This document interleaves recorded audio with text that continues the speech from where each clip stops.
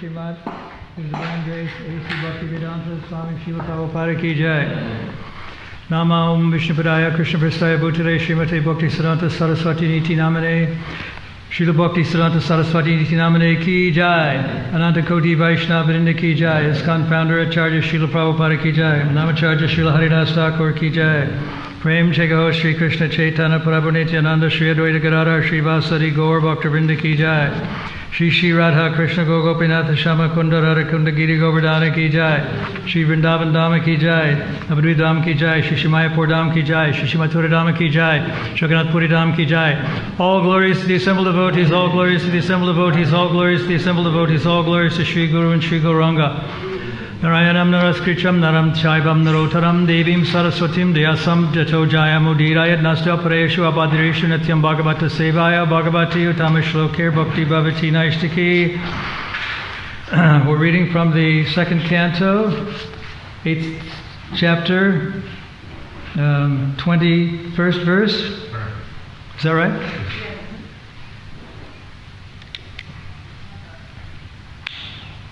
Samplava Sarvabhutanam Vikrama Pratishankramaha Ishtapurtasya Kamyanam Trivargasya Chayo Vidhi Samplavaha. The perfect means or complete devastation. Sarvabhutanam, of all living beings. Vikramaha, specific power or situation. Pratishankramaha, ultimate destruction. Ishta, performance of Vedic rituals.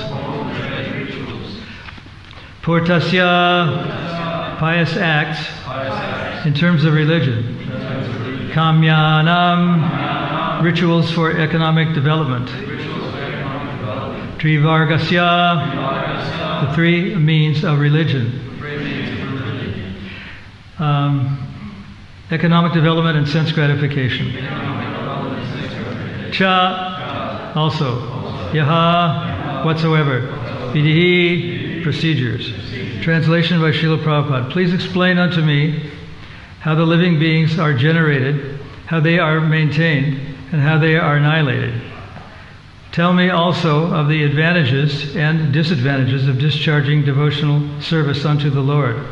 What are the Vedic rituals and injunctions of the supplementary Vedic rites, and what are the procedures of religion, economic development, and sense satisfaction? Purport by Srila Prabhupada.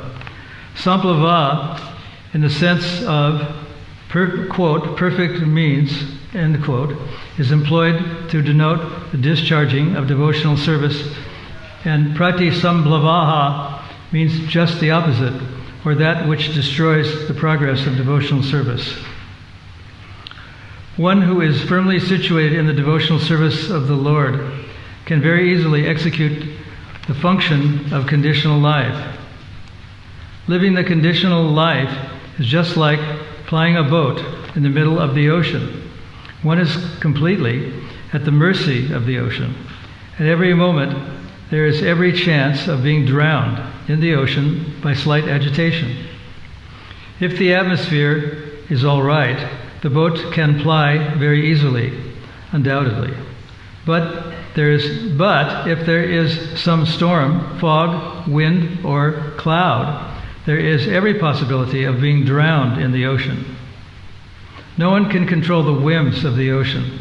However, one may be materially well equipped.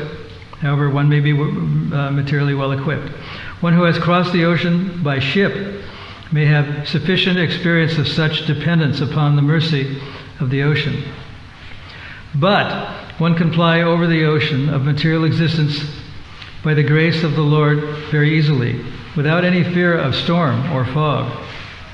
It all depends on the will of the Lord. No one can help if there is some unfortunate danger in the state of conditioned life. The devotees of the Lord, however, cross the ocean of material existence without anxiety, because a pure devotee is always protected by the Lord. Bhagavad Gita 9.13.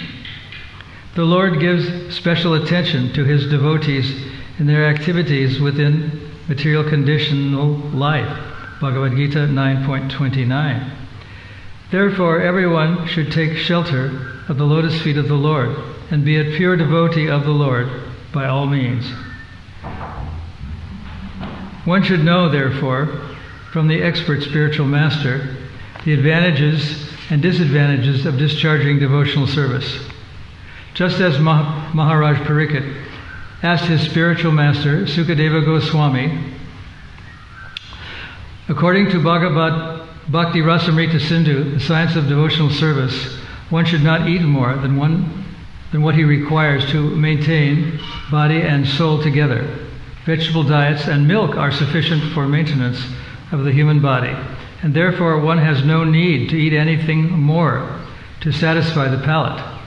One should also not accumulate money to become puffed up in the material world. One should earn his livelihood easily and honestly, for it is better to become a coolie for an honest livelihood than to become a great man in society by hook and crook. There is no harm if one becomes the richest man in the world by honest dealings, but one should not sacrifice the honest means of livelihood simply to accumulate wealth. Such an endeavor is harmful to devotional service. One should not talk nonsense. A devotee's business is to earn the favor of the Lord. Therefore, a devotee should always glorify the Lord in his wonderful creations. A devotee should not decry the creation of the Lord, defying him by saying that he has created a false world. The world is not false. Actually, we have to take so many things from the world for our maintenance, so how can we say that the world is false? Similarly, how can one think of the world as being without form? How can one become formless and at the same time have all intelligence and consciousness, direct and indirect? So there are many things for a pure devotee to learn, and he should learn them perfectly from a bona fide personality like Shukadeva Goswami. The favorable conditions for discharging devotional service are that one should be enthusiastic in serving the Lord. Favorable conditions. The Lord, in his form of Chaitanya Mahaprabhu, wanted the cult of devotional service to the Lord to be preached all over the world in every nook and corner. And therefore, a pure devotee's duty is to discharge this order as far as possible. Every devotee should be very enthusiastic not only in performing his daily rituals of devotional service, but in trying to preach the cult peacefully by following in the footsteps of Lord Chaitanya. If he is not superficially successful in such an attempt, he should not be deterred from the discharge of his duty. Success or failure has no meaning for a pure devotee because he is a soldier in the field. Preaching the cult of devotional service is something like declaring war against materialistic life. There are different kinds of materialists, such as the fruitive workers, the mental speculators, the mystic jugglers, and so many others. All of them are against the existence of God. They would declare that they are themselves God, although in every step and in every action they are dependent on the mercy of the Lord. Therefore, a pure devotee may not associate with such gangs of atheists. A strong devotee of the Lord will not be misled by atheistic propaganda of the non-devotees, but a neophyte devotee should be very cautious about them. A devotee should see to the right discharge of devotional service under the guidance of a bona fide spiritual master and should not stick only to the formalities. Under the direction of the bona fide spiritual master, one should see how much service is being executed, and not simply in the manner of rituals. A devotee should not hanker after anything, but he should be satisfied with things that may automatically come to him by the will of the Lord. That should be the principle of devotional life, and all these principles are easily learned under the guidance of a spiritual master like Shukadeva Goswami. Maharaj Pariksit inquired from Shukadeva correctly, and one should follow his example. Maharaj Pariksit inquired about the process of creation, maintenance, and destruction of the material world, the process of Vedic rituals, and the method of executing pious activities in terms of the supplementary Vedas, like the Puranas and the Mahabharata. As explained before, the Mahabharata is the history of ancient India, and so also are the Puranas. Pious acts are prescribed in the supplementary Vedas, Smritis, which specifically mention digging tanks and wells for the water supply of the people in general, to plant trees on the public roads, to construct public temples and places of worship to God, to establish places of charity where the poor destitutes can be provided with foodstuff and similar activities. They are called purta. Similarly, the process of fulfilling the natural desires for sense gratification was also inquired about the king for the benefit of all concerned. Mukam karoti vachalam pangum langayate girim yatre patarham bande Shri Guru dinatarane. It's a very long purport, and in this very long purport, Prabhupada is deviating in a sense from the verse because he's telling what are the practices and behavior of a devotee, what things he should and should not do. In the verse, Maharaj Pariksit is asking Shukadeva Goswami some very difficult and technical questions. How living beings are generated, how they are maintained, and how they are annihilated. So he's not just asking about the fact that they are generated and the fact that they are maintained and they are lighted, but how this is going on. Prabhupada wrote one letter to a devotee saying that Krishna says in the Bhagavad Gita that I am the taste of water, but a devotee wants to know how, why, and how is Krishna the taste of water. So these are the scientific details of Krishna consciousness.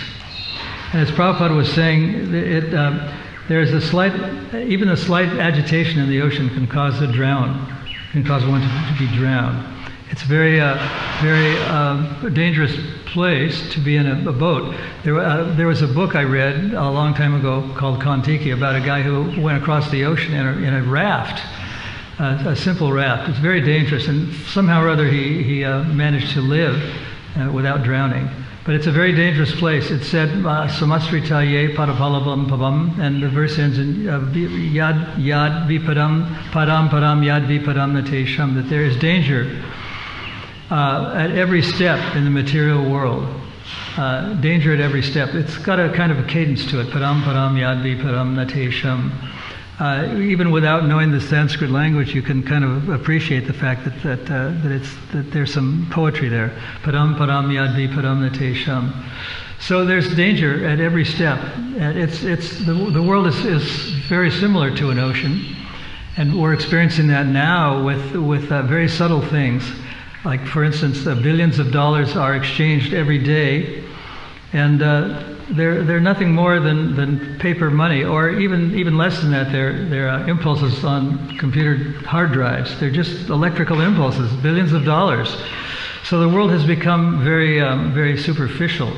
And just as we are experiencing now throughout the world, there's an upsurge in pandemics. A very small, almost invisible germ is causing people to die unceremoniously, unexpectedly. People that have done a lot of service to Krishna. So the world is a very dangerous place. And Prabhupada talks about this being like a boat in the middle of an ocean. If there's suddenly, it can be very calm and very placid, but all of a sudden if there's fog or wind or storm or rain or anything, like we're experiencing today, rain, the boat can be upset and we can drown in the ocean. So material world is very much like that. It's like, the unexpected is happening at every moment. So there's a saying that you should plan like you're going to live forever, but live like you're going to die tomorrow. To accomplish, that means that we should try to accomplish all those things which we had tried to accomplish in one day. But since that it may not happen, we have to, like Prabhupada did, make plans for the years to come, as if life is going to go on forever, which of course it's not. And I think Prabhupada talked about this. There's a saying, I think it was Shankaracharya who said that a human being is a creature of half a breath. That means that there will be an inhaling and sometimes no exhaling, or exhaling and no inhaling. The material world is so dangerous. The life is so fragile that at any moment one can die. One can inhale and not exhale. One can exhale and not inhale. So that is the meaning of the danger that faces it at every step. So Prabhupada is taking a sort of radical turn away from wanting to know how things are generated and maintained and attained by saying how we have to behave. And he quotes some verses from the Bhagavad Gita, that we should live without anxiety, and we should take shelter of the lotus feet of the spiritual master, and we shouldn't eat more than we need, and we shouldn't accumulate more money than we need. We should it's better to be a simple,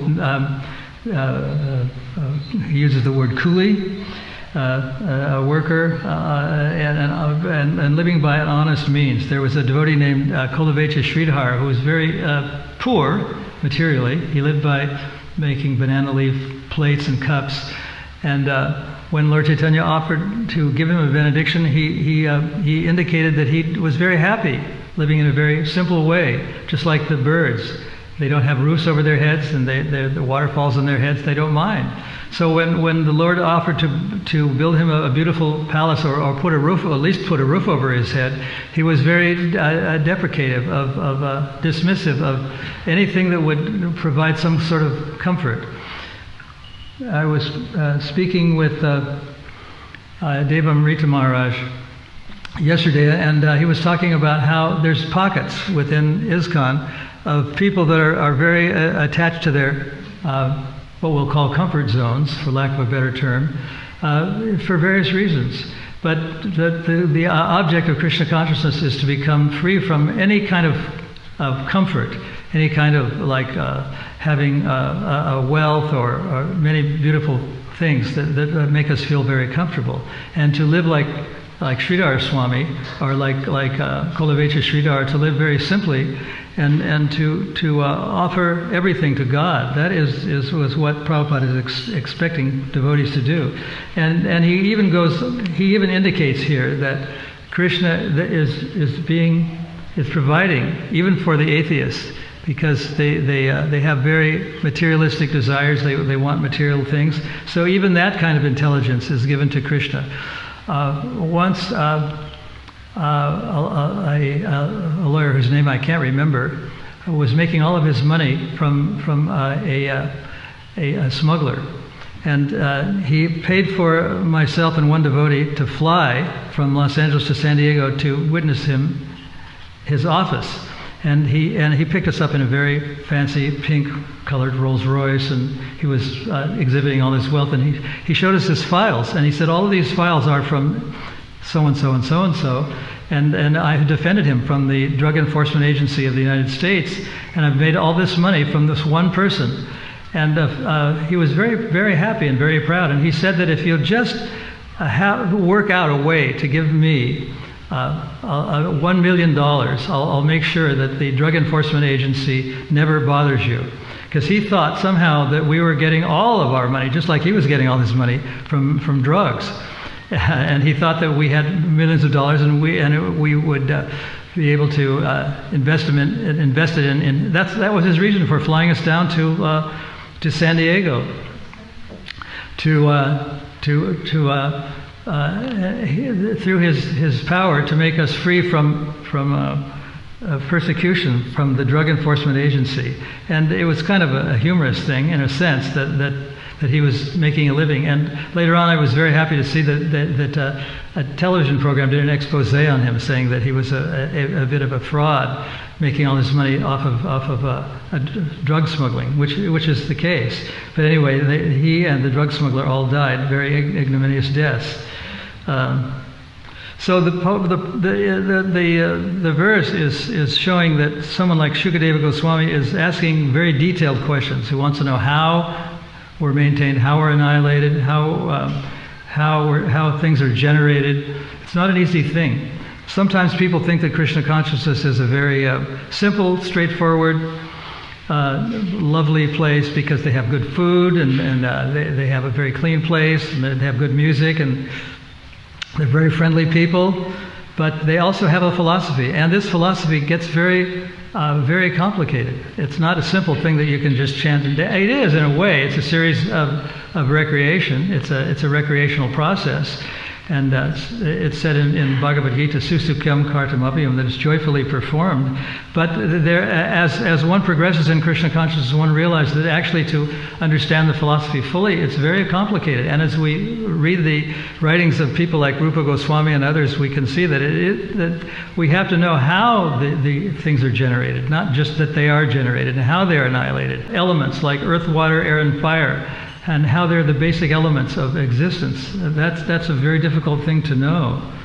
So in the end, Prabhupada even describes how we shouldn't decry the mode of goodness, which he describes as building tanks for water, trees, planting trees on public roads, constructing public temples and places of worship, to establish places of charity, where destitutes can be provided with foodstuff, and similar activities called purta. So he's even saying that has its place in devotional service. That we can do things that aren't wholly devotional, but if they're in the mode of goodness, if they're helping people, that's beneficial. And even if they're inimical, as he's pointed out in this verse, we can see that Krishna is providing their intelligence, like he was providing this lawyer and this drug smuggler, how they could become rich. He was giving them their intelligence. So it is said in Bhagavad Gita that all forms of intelligence, whether for good or for evil, are given by Krishna. So even the atheist is getting his or her intelligence from Krishna. Krishna is providing that as well. So there's a kind of the opponents of Krishna consciousness have a certain level of intelligence. It's called Sukriti, is a form of intelligence, and there's good intelligence and bad intelligence, and it's all given by Krishna. He says in Bhagavad Gita, from me comes intelligence, remembrance, and forgetfulness. So even the people who defy God, who are initially against God, they're getting the intelligence to argue against God from God himself. So they're a little hypocritical in the sense that you can't defy God, and at the same time, it's hypocritical because you're using his energy and his intelligence to defy him. And as Prabhupada has indicated, that the world is not false. I think he had to fight every inch of the way against this philosophy that the world is false.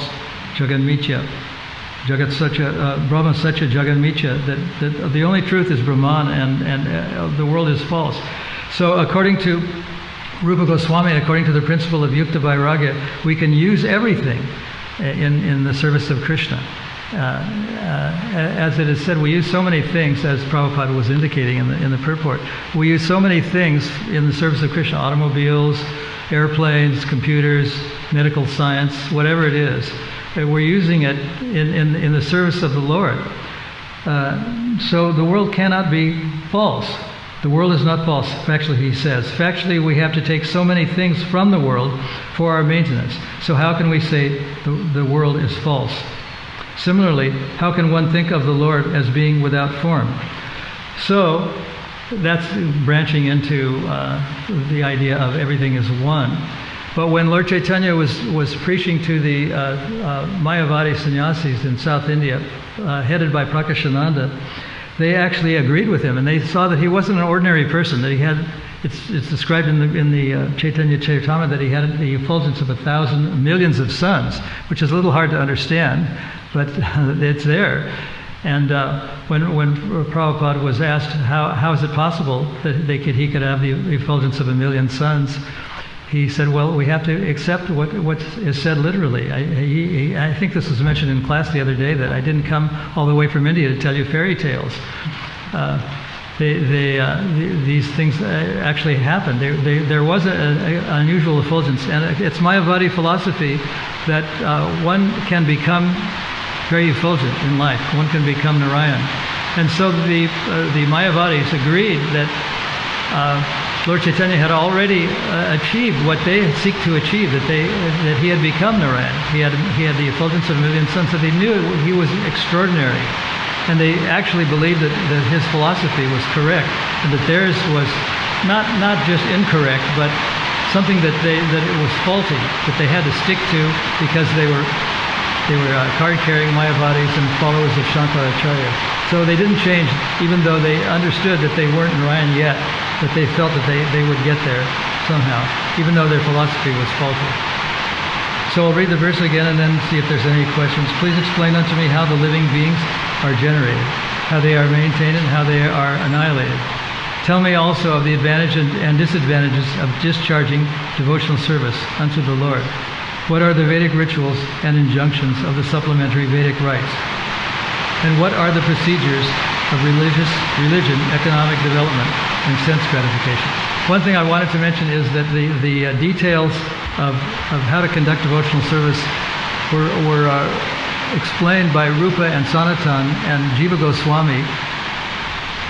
At one point, there's a branch of the London University called School of Oriental and African Studies that was studying the texts of Jiva Goswami, and they on a poster that was publicly displayed, they said that Jiva Goswami was the greatest philosopher in the world, greater than Socrates, greater than Plato, greater than any other philosopher, Aristotle, that we know. So they explained what these things are and how they occur in great detail. It's not just simple. It's very nice and very joyful, but it's not simple. So any questions or comments that anyone would like to make? Yes. You can't find the microphone to speak up. Just speak loudly. Maharaj, at the bottom of the purport here it states Prabhupada's talking about, pious activities to plant trees on public roads, and then he says to construct public temples and places of worship to God. So one can assume that building a temple is devotional service, whereas other ones like poor destitutes can be provided with foodstuff as pious activities. So it seems like there's a little bit of... Well, it seems that kind of mixing the things together. He says, quote, to plant trees on public roads, to construct public temples in places of worship of God and places of worship of God, to establish places of charity where the poor destitutes, that was a word he invented, the poor destitutes, as a noun, can be provided with foodstuff, and similar activities are called purta. So sometimes temples are for God are built in the mood of doing something beneficial to mankind, not necessarily for obtaining pure devotional service. So he's referring to it. It's kind of mixed up in that way. But building roads and wells and all that sort of stuff is in the mode of goodness. It's actually a step in the right direction. And if we build a temple for God, we're taking another further step in the right direction, because in that temple someone may come to pure devotional service, like in this temple. That's the idea. Yes? Well, like a Bila temple, like Bila built a lot of temples. Yeah. Well, there's a lot of well-to-do people who build temples for a display of they think it's in the mode of goodness. It's in the right direction. And it's a display of their opulence. And there are people in certain parts of the world that do that because they build temples of worship of God, because it's considered a good thing to do. But whether or not they're aiming towards pure devotion is another thing. As Prabhupada writes in the purport, one should not accumulate money for displaying wealth, but it's better to be a simple beggar, or coolie is the word he uses, and earn your livelihood just enough to survive, just enough to eat and sleep and not worry about anything else. That's the nature. So there's a benefit if one is wealthy to construct temples, but the downside is that one becomes attached to that comfort of having money in the bank, or a good bank balance, or a very, very fancy car. There was once an expose done on a group called Enron. They sold, I think it was some on a computer. It was a sort of a funny scheme, and they were making lots of money. And they showed that the chairman of the company had 6 jets, company jets, private jets. They were selling bandwidth. That's what it was. It was all just like the subtleties of COVID-19, or money being nothing more than impulses on computer disks. So they were all finally, all but one were arrested, and they tried to build a power company. I think it was in India, and it was rejected because the people in that part of the world knew that there was something suspicious about these people. And the documentary that I saw was called "The Smartest Guys in the Room," but they failed miserably in the end. All their money was taken away from them, and they ended up in prison. Sometimes that happens. Any other? Yes. Hare Krishna Maharaj. So in the purport, Prabhupada was explaining the importance of devotees going out on Harinam. I was just wondering if maybe you could elaborate why it's so important that we do Harinam. It's important that we do Harinam. Why is it important? Because he explains how when one has knowledge, one does not keep it to oneself. And the gross example is a wealthy father likes to have his son become even more wealthy. He doesn't want to keep it to himself. So one is getting benefit from spiritual knowledge, and he wants to share that with other people. His misery is that other people don't have spiritual knowledge, and they're suffering in this material world. So a devotee goes on Harinam only out of compassion, out of love for those who need to hear the holy name. That's their duty. Once the devotees in England were taken to the Marlborough Court, and for blocking foot traffic. That's the law in England. If you're going down, they were arrested on Oxford Street, I think. The arrest was made, and they didn't have a lawyer to defend themselves. So one devotee was, and it was on Lord Nityananda's appearance day. It so happened that he was in the dock. And he said, well, you have a duty to do. You have a duty to keep people from getting run over by buses and trucks and cars. But we have a duty to enliven people. And he quoted some verses and a statement by a very well-known English historian who said that we have to change the way we live. We have to give spiritual knowledge to people. We can't just live in the comfort of knowing that we're getting spiritual enlivenment. We have to share it with others. And so going out on Harinam is an example of sharing spiritual knowledge. And that person who was in the dock and in Marlborough Court was saying that's our duty. We have the duty to share this knowledge with people. Just as you have a duty to Eddie was talking to the justice, you have a duty to enforce the law. We have a duty to enliven people. It's God's order, and we're following that order. Just like you're following the orders of your state, we're following the orders of our God. And so this case, fortunately, was dismissed. Hare Krishna.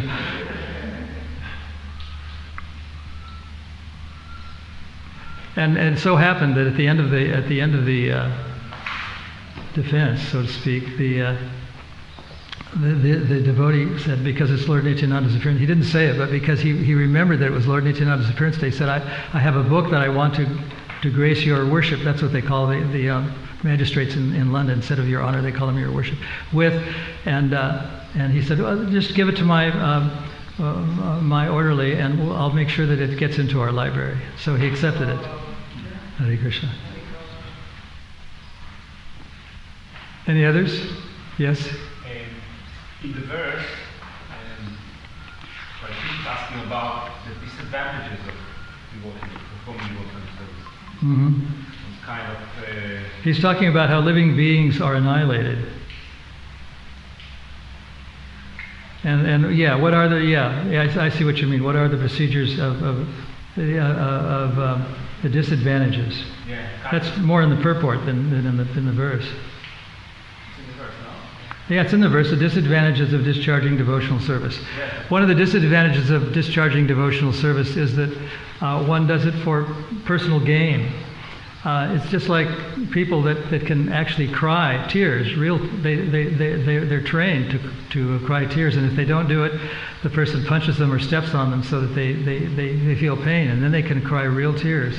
So the disadvantages of devotional service is that one can be a very expert pretender and full. There's a saying I think it's a Bengali proverb, but the saying is that if you tell lies, you can illusion the entire planet, and if you tell the truth, people will throw rocks at you. So there's an instance of people, and I've seen it in India, who there's a number of what are called apasampradayas or pseudo sampradayas, and they wear neck beads, they chant japa, they go before the deity, they cry real tears. And so it takes a very wise person to distinguish between the genuine article and the charlatan. There's a lot of charlatans out there, and Prabhupada was fighting this from the beginning, every inch of the way. Even in his land, there were a lot of charlatans. But then it's not devotional service. Pardon? Then it's not devotional service. Then technically it's not devotional. It's a pseudo devotional service, just like a pseudo sampradaya or pseudo sect. Yeah, that's why I'm asking, because he's asking Sukadeva Goswami. Does Sukadeva Goswami answer the question? What are they? I think he did answer these detailed questions. I mean, they spent 7 days talking, so he must have covered these kinds of complicated things. Yes? I'm just thinking that what he's asking, that a lot of the answers are in the 3 cantos. Oh, yes. And one of the answers could be disadvantage of devotional service. For Prahlad Maharaj, your dad tries to kill you all day long. Of what? Your father tries to kill you, that's a disadvantage of devotional service. You could say that, yeah. They had a disagreement. Prabhupada was a master of euphemism. The disagreement was that the father tried to kill the son. That was the little disagreement.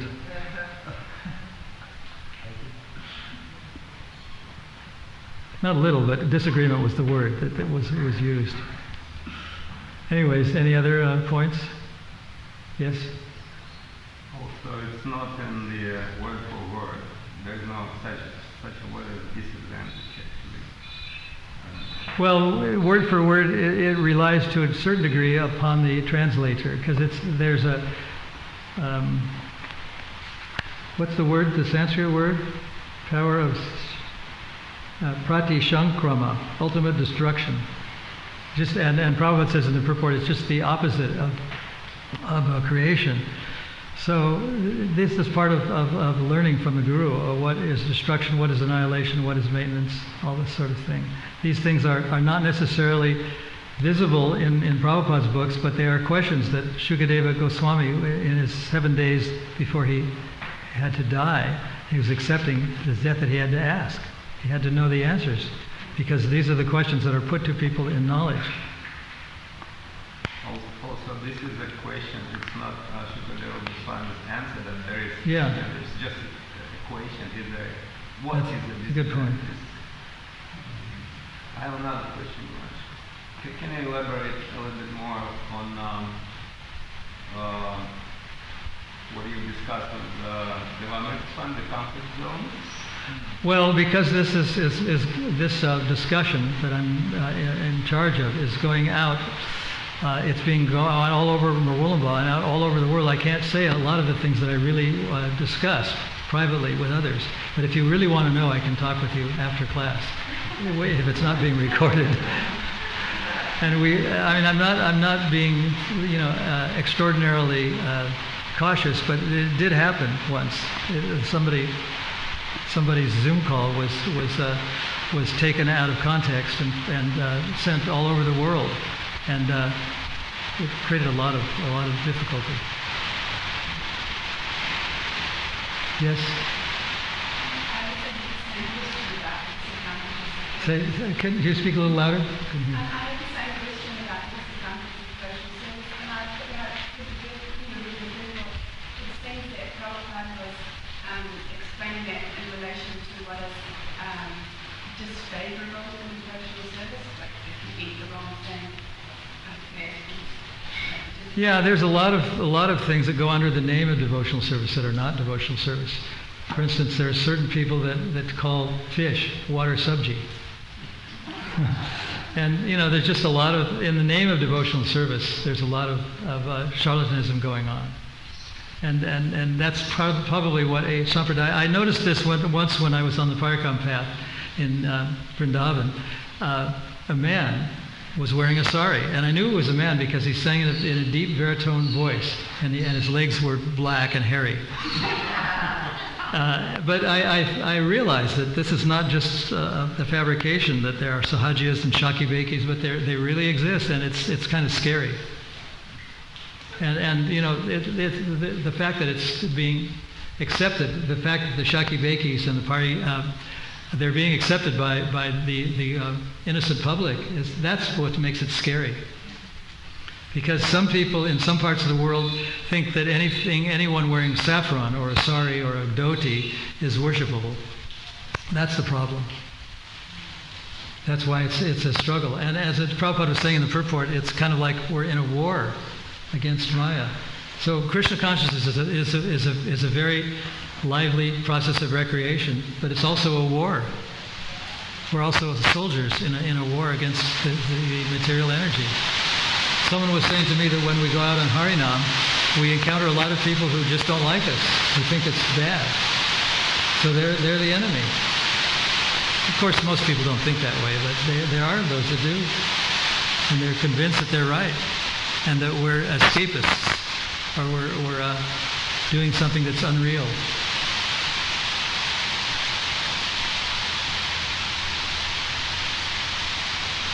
Anyway, that's a long subject that could be discussed at length.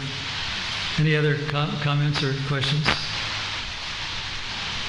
I'm not Shukadeva Goswami, so don't ask me anything too detailed. Yes.